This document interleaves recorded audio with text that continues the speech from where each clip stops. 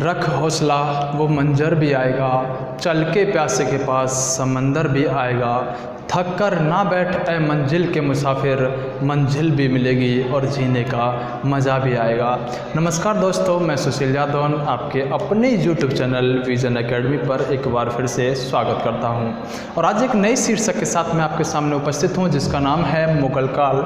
इतिहास का यह विषय, इस टॉपिक पर आज हम बात करने वाले हैं। और मुगल काल पर आने वाले हर प्रश्न पर हम छोटी छोटी चीज़ों पर एवं बड़ी बड़ी चीज़ों पर यहाँ पर बात करने वाले हैं। मुगल काल की अगर दोस्तों बात करते हैं तो सबसे पहले संस्थापक की बात करेंगे। और मुगल काल का जो समय रहा है, अगर उसकी बात करें तो आप कह सकते हैं 1526 से यह समय शुरू होता है और 1707 तक का जो समय होगा, उस समय भारत पर जो शासन कर रहा होगा वह एक काल होगा, वह एक शासक है, यानी शासक साम्राज्य होगा जिसका नाम होगा मुगल काल। और मुगल काल की अगर हम बात करें तो संस्थापक इसके रहे हैं, और संस्थापक के रूप में यहाँ पर आप जानते हैं बाबर, यानी बाबर नाम के व्यक्ति जो मुगल काल के संस्थापक हैं, इनको हम आज पढ़ेंगे और इन्हीं के बारे में जानेंगे। सबसे पहला प्रश्न, बाबर जो मुगल काल के संस्थापक रहे हैं, अगर इनकी बात करें तो इनकी बात करने के साथ साथ आपको दो चीज़ों पर ध्यान देना होगा।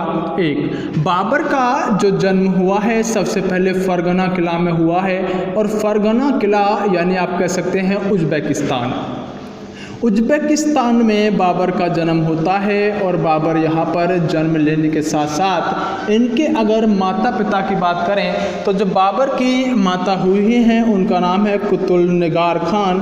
और जो कुतुल निगार खान हैं यह माता के रूप में जानी गई हैं, जबकि इनके बाबर के पिता जो थे यहाँ पर उनका नाम था उमर शेख मिर्ज़ा। यानी उमर शेख मिर्ज़ा और कुतुल निगार खान, इनसे पैदा होने वाला जो यहाँ पर बच्चा था उसका नाम था बाबर। दरअसल बाबर की बात करें तो यह 5वां तैमूर लंग था पिता की तरफ से। और अगर हम इनकी माता की बात करें तो इनकी माता की तरफ से यह बाबर यानी कि 14वां यहाँ पर हम कह सकते हैं, 14वां यहाँ पर यानी कि चंगेज खां कहलाया है।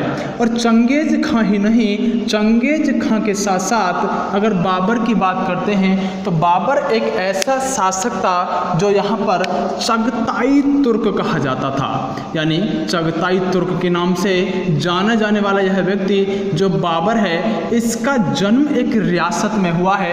और इस रियासत की बात करें तो आप इसे ट्रांस ऑक्साइन रियासत के नाम से जानते हैं। यानी ट्रांस ऑक्साइन नामक यह रियासत जिसके अंतर्गत बाबर का जन्म इस फरगना किले में होता है। बाबर अपने आरंभिक जीवन को फरगना के किले में ही आरंभ करता है और अपने माता पिता के साथ यह अपने जीवन की आगे की कार्यशैली को आरंभ करता है।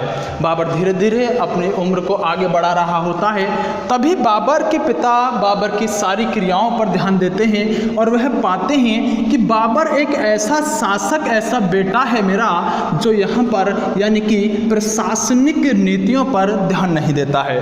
हमेशा पूरे दिन युद्ध और युद्ध के अलावा युद्ध की सारी रणनीतियों के बारे में बात करना, पूरे दिन युद्ध करना, इन्हीं सभी चीज़ों से परेशान होकर बाबर के पिता एक दिन 7 वर्ष की आयु में बाबर को समझाते हैं और कहते हैं कि आपको अगर शासन करना है, शासक बनना है तो युद्ध कला ही निपुण होना आवश्यक नहीं है, उसके लिए चाहिए आपको प्रशासनिक नीति भी आनी चाहिए। बाबर वहाँ अपने पिताजी से कहता है कि 7 वर्ष की उम्र, मुझे अभी खेलने कूदने की उम्र है, और जो आप चाहते हैं, आपका जो है फरगना किला है, मेरा उद्देश्य सिर्फ फरगना पर शासन करना नहीं है। मैं एक दिन एक ऐसे देश को, ऐसे राष्ट्र को जीतना चाहता हूं जिसका नाम भारत होगा। यानी बाबर की प्रारंभिक यहाँ पर सोच जो थी वह भारत को जीतने की थी, और बाबर बचपन से ही भारत को जीतना चाहता था। उत्तर पूर्व में अवस्थित भारत उस समय इस बाबर के मस्तिष्क में यहाँ पर सेट हो चुका था, और बाबर चाहता था कि एक दिन मैं भारत को अवश्य जीतूंगा। बाबर की अगर हम आप आगे बात करते हैं तो बाबर जब 7 वर्ष की उम्र में होता है उसी समय इनके यानी कि 11 वर्ष की उम्र होती है, उसी समय इनके पिता की यहाँ पर मौत हो जाती है। और जब पिता की मौत होती है तो पिता की मौत होने के साथ साथ ही यह 1400 यानी कि 94 में यहाँ पर शासक बन जाता है फरगना का किला का। और फरगना के किले का शासक बनने के साथ ही बाबर का सफ़र आरंभ होता है इस फरगना के किले से। दरअसल मैं अगर बात करूं इस बाबर के जन्म की तो बाबर का जो जन्म हुआ है, बाबर का जन्म यहाँ पर हुआ है, इसको आप कह सकते हैं यहाँ पर 14 फरवरी। और 14 फरवरी यानी कि जो जन्म होता है 1483 को, 1483 को जन्म होने के साथ साथ आप कह सकते हैं बाबर 14 फरवरी यानी कि वैलेंटाइन डे का गिफ्ट माना जाता था। और 14 फरवरी में जन्म लेने के बाद बाबर जब 11 वर्ष का होता है तो 11 वर्ष यानी 1494 में आते आते जब उमर शेख मिर्ज़ा की मृत्यु हो जाती है तो शासक इस फरगना के किले का बाबर को बनाया जाता है। बाबर इस 1494 से आप अपनी सोच को यहाँ पर भूल चुका था जो उसने 7 वर्ष में सिद्ध कर दी थी भारत जीतने की।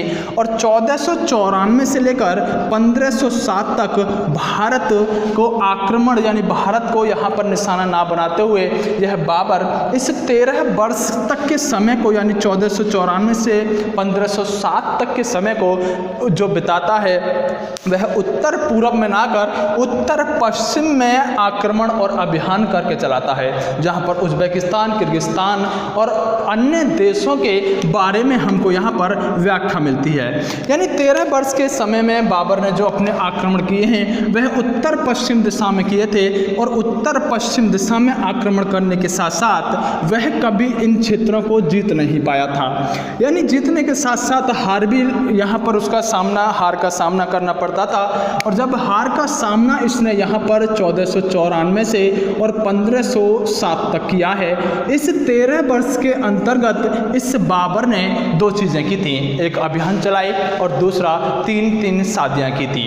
यानी 3 विवाह करने के बाद भी माना जाता है कि 13 वर्ष के इस समय में बाबर न तो साम्राज्य विस्तार कर पाया था और ना ही अपने परिवार को विस्तार कर पाया था। मतलब ना तो कभी यह किसी क्षेत्र को जीत पाया था उत्तर पश्चिम क्षेत्र में और ना ही अपने परिवार में किसी संतान को जन्म दे पाया था। और जब इतनी सारी चीज़ें इन 13 वर्ष में हुई थी तो बाबर को समझ में आने लगा था कि ना साम्राज्य विस्तार हो रहा है और ना ही यहाँ पर मेरा परिवार विस्तार हो रहा है।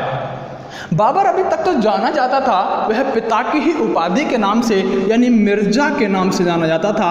अभी तक बाबर जहरुद्दीन बाबर मिर्ज़ा के नाम से जाना जाता था। लेकिन धीरे धीरे जब उसे समझ में आया कि मेरा बैड लक चल रहा है तो बाबर अपने इस मिर्ज़ा की गालिब को बदलता है और मिर्ज़ा की उपाधि को बदलकर एक दूसरी उपाधि यहाँ पर धारण करता है जिसे पादशाह के नाम से जाना जाता है। पादशाह दरअसल एक यहाँ पर फारसी शब्द है, इसका अगर रूपांतरण करेंगे तो आप पाएंगे कि बादशाह को ही बादशाह कहा गया है और बादशाह की उपाधि धारण करने वाला पहला मुगल शासक होता है बाबर। और जब बाबर बादशाह बनता है तो बादशाह बनने के साथ साथ ही उस पर यहाँ पर कृपा होनी भी आरंभ होती है। इस उपाधि को धारण करने के साथ ही सबसे पहले परिवार विस्तार यहाँ पर बाबर का होता है और बाबर को एक संतान की प्राप्ति होती है। और बाबर को जब पहली संतान की प्राप्ति यहाँ हुई है तो बाबर उसका जो नाम रखता है उसका नाम बाबर रखता है हुमायूं। और जैसे ही इसका अपने बेटे का नाम हुमायूं बाबर के द्वारा रखा जाता है, दरअसल अगर हुमायूं की बात करें तो हुमायूं शब्द का शाब्दिक अर्थ होता है जिससे आप कह सकते हैं भाग्यशाली। मतलब भाग्यशाली हुमायूं शब्द का अर्थ है और यह भाग्यशाली इसीलिए रखता है क्योंकि पहली बार बहुत लंबे समय के बाद बाबर को कोई संतान यहाँ पर प्राप्त हुई है। और जब हुमायूं पैदा बाबर को होता है तो हुमायूं के बाद यहाँ पर इसका भाग्य भी खुलता है और भाग्य कुछ इस तरह से खुलता है, जरा ध्यान दीजिएगा। जब बाबर इस समय यानी अपने आक्रमणों को 13 वर्ष उज्बेकिस्तान क्षेत्र में कर रहा होता है तो बाबर उस क्षेत्र को कभी जीत नहीं पाता। दरअसल एक व्यक्ति का नाम है जिसको आप कह सकते हैं यहाँ पर सैवानी खान। यह सैवानी खान नामक व्यक्ति जो उस समय उज्बेकिस्तान के सम्राट का यहाँ पर एक जागीरदार हुआ करता था, सैवानी खान ने कभी इस बाबर को उत्तर पश्चिम का क्षेत्र जीतने नहीं दिया था। और यह एक ऐसा व्यक्ति था जिसने बाबर के साथ युद्ध किया था, और बाबर का जो इससे सामना हुआ है सैवानी खां से वह 1502 में हुआ है। और 1502 में बाबर और सैवानी खां के बीच में जो युद्ध लड़ा गया है, इस युद्ध को आप सराय कुल के युद्ध के नाम से जानते हैं। यानी सराय कुल के युद्ध में बाबर और सैवानी खान दोनों आपस में युद्ध लड़े थे। दरअसल बाबर इतना शक्तिशाली नहीं था जितना कि सैवानी खान था। दूसरा, इसके सम्राट का इस पर हाथ था। बाबर को सैवानी खान ज़बरदस्त तरीके से हराता है, और ज़बरदस्त तरीके से हराने के बाद बाबर की बहन को बीच युद्ध से उठाकर सैवानी खान अपने राजमहल ले जाता है और शादी कर लेता है। मतलब बाबर का कहीं ना कहीं अब यह जीजा भी हो चुका था, और दूसरी तरफ बाबर को उत्तर पश्चिम जीतने से सिर्फ एक व्यक्ति रोकता था, सैवानी खान। जैसे ही हुमायूं का जन्म होता है, बाबर का यहाँ पर भाग्य खुलता है, और सैवानी खान जो उज्बेकिस्तान के सम्राट का एक जागीरदार था, इस उज्बेकिस्तान के सम्राट के साथ इस सैवानी खान की आपस में बिगड़ जाती है। और सैवानी खान उज्बेकिस्तान के सम्राट के साथ बिगड़ने के साथ ही उसे के पास दो रास्ते रहते हैं, या तो वह बाबर से जाकर मिल जाए या फिर उज्बेकिस्तान के इस सम्राट के दरबार में ही रहे। आपको क्या लगता है क्या बाबर के पास जाएगा? कभी नहीं जाएगा, क्योंकि इसकी बहन को ही बीच रण से उठाकर ले गया था सैवानी खान। उज्बेकिस्तान के सम्राट के पास रह नहीं सकता, क्योंकि इसके साथ अब इसके यहाँ पर विचार नहीं मिल रहे होते हैं। लेकिन सैवानी खान आखिरकार करता क्या, अंत में बाबर के पास ही जाता है और बाबर से कहता है कि देख बाबर, अब चाहे कुछ भी कहे, तेरा रिश्ते में जीजा तो मैं ही लगूंगा। यानी कि तेरी बहन से तो शादी कर चुका हूँ, लेकिन तू मुझे अपने दरबार में रख सकता है। मैं तेरे यहाँ पर कुछ ऐसी चीज़ें तुझे सिखाऊंगा जिससे कि तू अभी तक नहीं जीत पाया है, लेकिन आगे कभी हार नहीं पाएगा। बाबर भी दरअसल इसी बात का इंतजार कर रहा था, और बाबर भी चाहता था कि अगर सैवानी खान जैसे लोग अगर मुझसे मिले तो मुझे युद्ध में हराने वाला फिर कोई पैदा इस क्षेत्र में नहीं होने वाला है। सैवानी खान बाबर के साथ हाथ मिलाता है, और बाबर के साथ हाथ मिलाने के साथ ही बाबर को दो ऐसे अचूक नुस्खे सैवानी खान प्रदान करता है जो भारत के इतिहास में इस मुगल काल की नींव एवं भारत के अंदर इन मुगल कालों को शक्ति प्रदान करने का काम करती है। दरअसल उज्बेकिस्तान का यह व्यक्ति बाबर को सबसे पहले एक नीति देता है जो युद्ध नीति हुआ करती थी, जिसको आप तुगलनुमा नाम से जानते हो। और तुगलनुमा नामक यह नीति जो सैवानी खान के द्वारा बाबर को दी गई, यह एक ऐसी युद्ध नीति थी जिसके द्वारा बाबर ने भारत के सारे राजाओं को इस नीति से हराया था। यानी तुगलनुमा नीति जो बाबर ने सीखी थी, दरअसल वह उज्बेकिस्तान के इस सैवानी खान से सीखी थी। दूसरा, इस सैवानी खान ने ही बाबर को खुश होकर एक तोफ खाने के बारे में बताया, और तोफों की जानकारी भी सैवानी खान ने इस बाबर को दे दी। अब बाबर के पास तुगलनुमा नीति थी, जिसके अंतर्गत सेना को दो भागों में बांटकर दोनों तरफ से दुश्मन की सेना को घेर लिया जाता था, और बीच में जब दुश्मन की सेना घिर जाती थी तो दोनों तरफ से आक्रमण करके युद्ध के अंदर ही उस पूरी दुश्मन सेना को हरा दिया जाता था। बड़ी ज़बरदस्त नीति हुआ करती थी तुगलनुमा नीति। जबकि तोफ खाने की बात करें तो तोफ खाने जो कभी भारत उज्बेकिस्तान तो छोड़िए, उस एशिया के क्षेत्र में भी तोफ खाने को नहीं जानता था। दरअसल इन तोफ खाने को सिर्फ एक व्यक्ति जानते थे, ईरान के लोग। सैवानी खान ने वहां से इस जानकारी को लिया था, और उस समय उज्बेकिस्तान के सेना के अंदर तोफ खानों को लेकर आया था। लेकिन अब इस तोफ खाने की जानकारी सैवानी खान ने किसको दे दी? बाबर को। बाबर धीरे धीरे आगे बढ़ने लगा, और जब बाबर आगे बढ़ने लगा तो उसके पास दो चीजें थी, एक तुगलनुमा नीति और दूसरा तोफ खाने, तीसरा सैवानी खान। इन तीनों ताकतों के साथ जब बाबर को लगने लगा कि हाँ अब मैं थोड़ा सा ताकतवर जरूर हो गया हूँ, तो इसने यहाँ पर आगे अपना साम्राज्य विस्तार करने की सोची। दरअसल बाबर भी इस बात को इस मध्य में भूल चुका था कि बचपन के 7 वर्ष 8 वर्ष में उसके यहाँ पर एक उसके दिल की जिज्ञासा थी भारत को जीतना। लेकिन जब साम्राज्य विस्तार आगे कर रहा था तो बाबर भी इस बात को कभी अपने जहन में ला ना सका कि उसे भारत को जीतना है, और अपने साम्राज्य के साथ साथ जब आगे बढ़ रहा था तो भारत की इस जिज्ञासा को अपने मस्तिष्क में ही दबाकर उसने खत्म कर लिया। लेकिन यह बात आगे तूल पकड़ जाती है जब एक समय आता है, और वह समय होता है यहाँ पर 1519 का। दरअसल 1519 में जो आज आप यहाँ पर यानी कि पंजाब के नाम से जानते हो, यानी उस समय का पंजाब और आज का जो आप जम्मू कश्मीर के नाम से जानते हो, इस क्षेत्र में एक यानी 2 स्थान पड़ते हैं, जिनमें एक को आप कह सकते हैं यहाँ पर यानी कि भेरा, और दूसरे का नाम होता है बाजौर। दरअसल बाजौर और भेरा नाम के यह 2 स्थान हुआ करते थे, और इन दोनों स्थानों पर एक जनजाति रहती थी जिसका नाम था यूसुफजाई जनजाति। यूसुफजाई जनजाति जो इस दोनों क्षेत्रों में रहती थी, इन दोनों क्षेत्रों की यूसुफजाई जनजाति ने यहाँ अफगानिस्तान के लोगों के साथ लूटपाट करना आरंभ कर दिया। और अफगानिस्तान में उस समय कौन था? बाबर। यानी अफगानिस्तान की जनता को यह बाजौर भेरा की यूसुफजाई जनजाति लूटती थी, और लूटने के बाद फिर इनके साथ विभिन्न प्रकार के ऐसे कुकृत्य करती थी जिससे कि यहाँ की जनता इस यूसुफजाई जनजाति से बहुत ज़्यादा दुखी हो गए। जब यह लोग यहाँ पर दुखी हो गए तो इन्होंने इसकी बात बाबर को बताई, और बाबर ने कहा ठीक है, मैं पंजाब के इस क्षेत्र की इस यूसुफजाई जनजाति को सुधारने का काम करूँगा। और बाबर अपने क्रम को आगे बढ़ाता है, और पहली बार बाबर भारत की तरफ आता है यूसुफजाई जनजाति के खिलाफ इन यूसुफजाई जनजातियों को जवाब देने के लिए बाजौर और भेरा। यानी 1519 में बाबर पहली बार भारत पर आक्रमण करता है, और वह स्थान होता है बाजौर और भेरा। और वह कौन सी जनजाति थी जिसके खिलाफ इसने आक्रमण किया है? वह जनजाति है यूसुफजाई जनजाति। यूसुफजाई जनजाति के जब विद्रोह को यानी कि इनके यहाँ पर इनको दबाने के लिए बाबर भारत आता है, तो भारत में आने के बाद बाबर पाता है कि पंजाब बहुत समृद्ध क्षेत्र है, और यह यूसुफजाई जनजाति नहीं, संपूर्ण भारत के अंदर यह एक ऐसा क्षेत्र माना गया है जहाँ से इसने विभिन्न प्रकार के जेवर एवं सोने के आभूषणों को प्राप्त करके दोबारा वापस अफगानिस्तान गया है।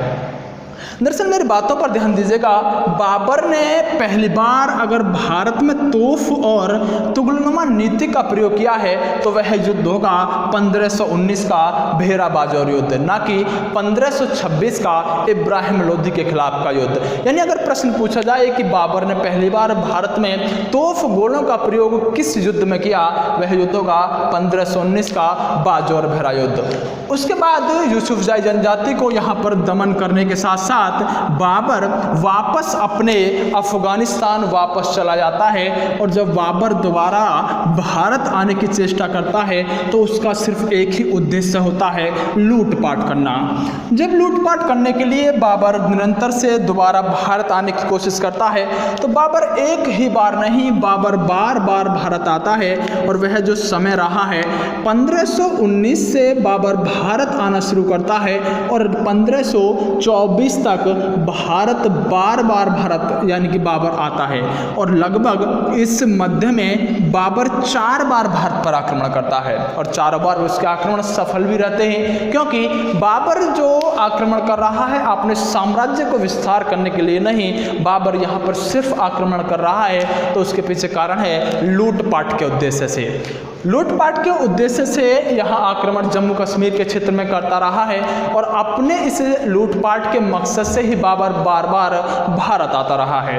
लेकिन उसने कभी भी यहाँ पर राज्य को स्थापित करने की कोशिश नहीं की, अपना शासन स्थापित करने की कोशिश नहीं की, क्योंकि बाबर इस बात को नहीं जानता था कि इस भारत का केंद्र बिंदु कहाँ है जहाँ से मैं पूरे शासन को चला सकूँ, क्योंकि जम्मू कश्मीर से शासन चलाना आसान नहीं था, और उसे इस बात का कोई भी ज्ञान नहीं था कि बाबर को अगर साम्राज्य विस्तार अपना शासन भारत पर करना है तो उसका केंद्र बिंदु कौन सा होना चाहिए। दरअसल इसी बीच जब बाबर बार बार जम्मू कश्मीर और पंजाब के क्षेत्र में आ रहा था, उसी समय थोड़ी सी भारत की स्थिति को देख लेते हैं। भारत की स्थिति पर अगर आप नज़र डालते हैं तो उस समय जो भारत की स्थिति रही है, अगर हम थोड़ी सी इस बात पर चर्चा करते हैं तो भारत पर उस समय जो एक शासक है, उस वंश का नाम है, भारत पर शासन कर रहा होता है लोदी वंश। और लोदी वंश का एक शासक है जिसका नाम है इब्राहिम लोदी। इब्राहिम लोदी इस समय भारत पर शासन कर रहा है और भारत के शासन को इब्राहिम लोदी दो जगह से चला रहा है। एक अपना शासन करने का काम कर रहा है, यह आगरा, और दूसरी जगह यह इस शासन को चला रहा है जिसका नाम था दिल्ली। मतलब अगर बाबर को भारत पर अपना शासन करना है तो उसे आगरा और दिल्ली जीतनी होंगी। मतलब इब्राहिम लोदी को हराना होगा तो फिर आगरा और दिल्ली पर बाबर का कब्जा होना चाहिए। लेकिन इब्राहिम लोदी जो एक ऐसा व्यक्ति था, बहुत ज़्यादा ताकतवर, और 5 लाख की सेना लगभग इस इब्राहिम लोदी के पास पाई जाती है। 5 लाख में भी 3 लाख इसके पास सवार सैनिक थे और 2 लाख इसके पास यहाँ पर पैदल सैनिक माने जाते हैं। दरअसल इब्राहिम लोदी को हराना इतना आसान नहीं था, लेकिन इब्राहिम लोदी को हराने का काम करते हैं यहाँ पर 2 व्यक्ति, और जो इस इब्राहिम लोदी के यहाँ पर एकदम अजीज माने गए हैं। इन दोनों व्यक्तियों की बात करते हैं और किस तरह भारत के अंदर बाबर का आगमन होता है। जो इब्राहिम लोदी है, इस इब्राहिम लोदी का एक चाचा और दूसरा इसका खुद का सूबेदार। दरअसल इब्राहिम लोदी का एक चाचा है जिसका नाम है यहाँ पर आलम खां, और आलम खां के अलावा जो इसका दूसरा यहाँ पर यानी कि एक सूबेदार है जिसका नाम है दौलत खां। आलम खां और दौलत खां इस बात के लिए इंतज़ार कर रहे थे कि कब इब्राहिम लोदी इस शासक की गद्दी से हटे और कब हम इस पर अपना सत्ता स्थापित करें। दरअसल आलम खां इसका चाचा हुआ करता है और जो दौलत खां है यह पंजाब का सूबेदार हुआ करता है। वही पंजाब जहां पर बाबर बार बार आ रहा है और लूटपाट करके वापस जा रहा है। आलम खां और दौलत खां दोनों प्लान बनाते हैं कि आखिरकार किस तरह से इस इब्राहिम लोदी को सत्ता से हटाया जा सकता है। दोनों व्यक्ति यहाँ पर जब सलाह करते हैं तो कहते हैं ठीक है, दोनों मिलकर इब्राहिम लोदी पर हमला करते हैं और इब्राहिम लोदी पर हमला करके इब्राहिम लोदी को मारकर दिल्ली और आगरा को दोनों एक जगह राजधानी बना लेंगे। आप दिल्ली ले लेना और मैं आगरा को ले लूँगा। आलम खां ने कहा ठीक है, तुम्हारे पास कितने सैनिक हैं? 20,000।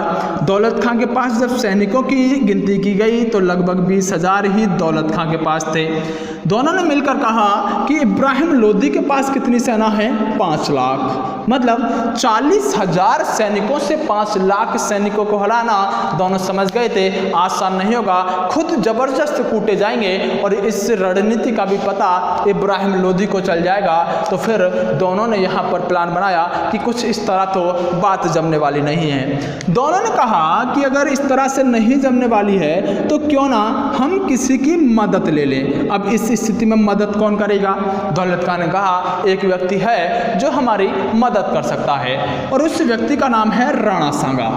राणा सांगा की अगर हम बात करें तो यह उस समय राजस्थान की रियासतों पर शासन करता था और राणा सांगा इतना बहादुर, इतना शक्तिशाली राजपूत शासक हुआ है जिसके लिए बाबर भी लिखता है कि भारत के अंदर अगर कोई महत्वाकांक्षी राजा है तो वह हुआ है राणा सांगा। दूसरा, बाबरनामा में बाबर ने इस बात का भी जिक्र किया है कि भारत के अंदर मात्र 2 ही शासकों से बाबर डरा है, एक कृष्णदेव राय और दूसरा राणा सांगा। आप इसको ऐसे समझ सकते हैं कि बाबर जब तक 1526 से लेकर 1530 तक भारत में रहा है, एक भी बार बाबर ने दक्षिण भारत की तरफ कोई आक्रमण नहीं किया था। कारण था कृष्णदेव राय दक्षिण भारत में शासन करता था। दूसरा, राणा सांगा जो इतना बहादुर, इतना महत्वाकांक्षी था कि जिसके गुणगान खुद बाबर भी करता बाबरनामा में मिलता है, और राणा सांगा की मदद के लिए यह दोनों व्यक्ति गुहार लगाते हैं।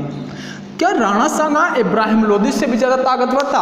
हाँ, 5 लाख सैनिकों को भी राणा सांगा ने 2 बार हराया है, एक बार 1517 में और एक बार 1518 में। 2 बार राणा सांगा ने इब्राहिम लोदी को हराया था और यही कारण था कि दौलत खां और आलम खां इस बात को चाहते थे कि शायद राणा सांगा हमारी मदद करेगा और इब्राहिम लोदी को हम मिलके हरा देंगे। जब पत्र दौलत खां और यहाँ पर आलम खां राणा सांगा को लिखते हैं कि आप थोड़ी सी हमारी मदद कर दीजिए, हम इब्राहिम लोदी को हराना चाहते हैं। राणा सांगा कहता है कि आप मुझे इसके बदले क्या देंगे? दोनों ने कहा कि हम कुछ नहीं देंगे, चाहे तो दिल्ली ले लेना और चाहे आगरा ले लेना। राणा सांगा कहता है कि ठीक है, मैं तुम्हारी मदद कर दूंगा, लेकिन मुझे ऐसी कोई आवश्यकता नहीं है, क्योंकि राजपूत शासक जितने भी रहे हैं यह ताकतवर तो बहुत रहे थे, लेकिन कभी भी इन्होंने अपने साम्राज्य को विस्तार करने के लिए अपने साम्राज्य से बाहर निकलकर किसी भी रियासत पर यानी कि आक्रमण नहीं किया था।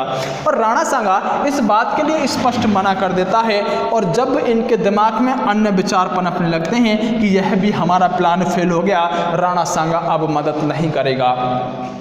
आलम खां और दौलत खां जब इस बात को सोच रहे थे तो आलम खां बताता है कि क्यों ना किसी लुटेरे को बुलाकर हम दौलत खां की हत्या यानी कि किसी लुटेरे को बुलाकर हम इब्राहिम लोदी की हत्या करा दें। जैसे ही लुटेरे का नाम आलम खां ने लिया, दौलत खां के दिमाग में तुरंत एक लुटेरे का नाम आया जो दरअसल इस पंजाब में आया जाया करता था। और पंजाब का ही सूबेदार कौन था? दौलत खां। उसने कहा एक व्यक्ति है जो यहाँ पर लुटेरा है और आए दिन पंजाब के अंदर आता रहता है, उससे आज तक कोई नहीं हरा पाया, नाम है बाबर। यानी बाबर के आगमन के लिए अब यह दोनों यहाँ पर रणनीति बनाने लगे और बाबर के लिए लेटर लिखते हैं और कहते हैं कि बाबर आपको भारत आना होगा और भारत आकर यह आपको इब्राहिम लोदी नाम के इस व्यक्ति को मारना होगा। और इब्राहिम लोदी को मारने के लिए हम पूरी दिल्ली और पूरे आगरा में आपको लूटने का मौका देंगे और हम दोनों आगरा और दिल्ली पर अपना शासन स्थापित करेंगे।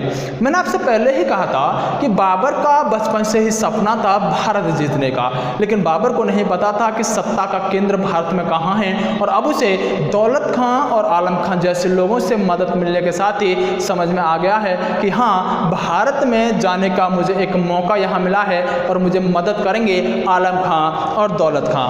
दरअसल बाबर इस बात को मान लेता है कि ठीक है, मैं भारत आता हूँ और भारत में इस इब्राहिम लोदी को यहाँ पर ख़त्म भी करूँगा, लेकिन आप मुझे ज़रा इस इब्राहिम लोदी के बारे में तो बता दीजिए कि इब्राहिम लोदी की ताकत क्या है और इब्राहिम लोदी की कमजोरी क्या है।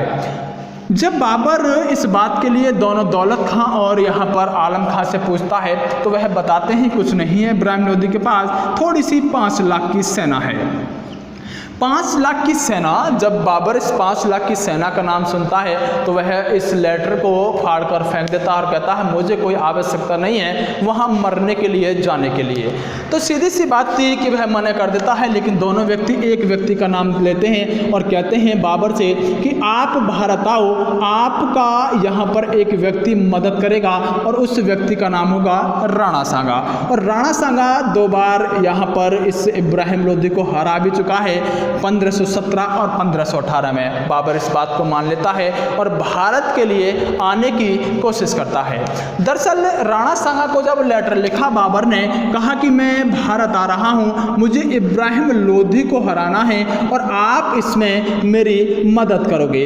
राणा सांगा ने कहा ठीक है, मुझे कोई समस्या नहीं है, लेकिन मुझे क्या मिलेगा? बाबर ने कहा आपको मैं आधा यानी 1/2 भारत दूंगा, मतलब आधा भारत जितना भी इस इब्राहिम लोदी का शासन है उसमें आधा मेरा होगा, आधा तुम्हारा होगा।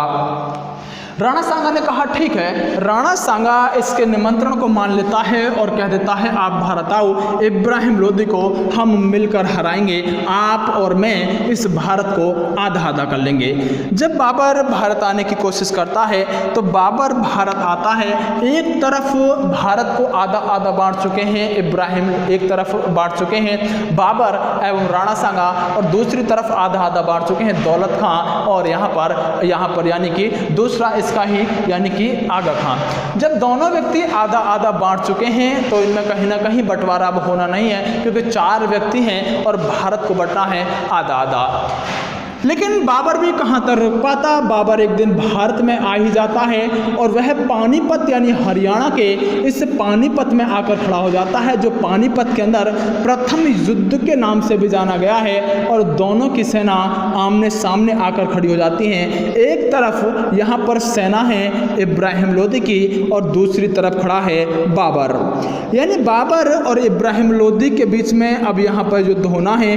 और यहाँ पर जो बाबर भारत आया है वह आया है राणा सांगा के भरोसे। और राणा सांगा इसकी मदद करने के लिए ऐसा वचन दिया था कि मैं आपकी मदद करूंगा।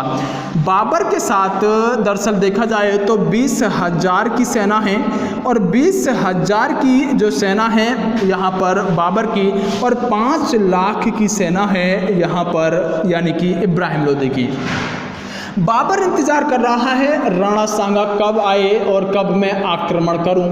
राणा सांगा इंतजार करते करते राणा सांगा ने अपने दरबार में जब इस प्रस्ताव को रखा तो दरबारियों ने स्पष्ट कह दिया कि इब्राहिम लोदी को हराने के लिए बाबर आपकी सहायता ले रहा है।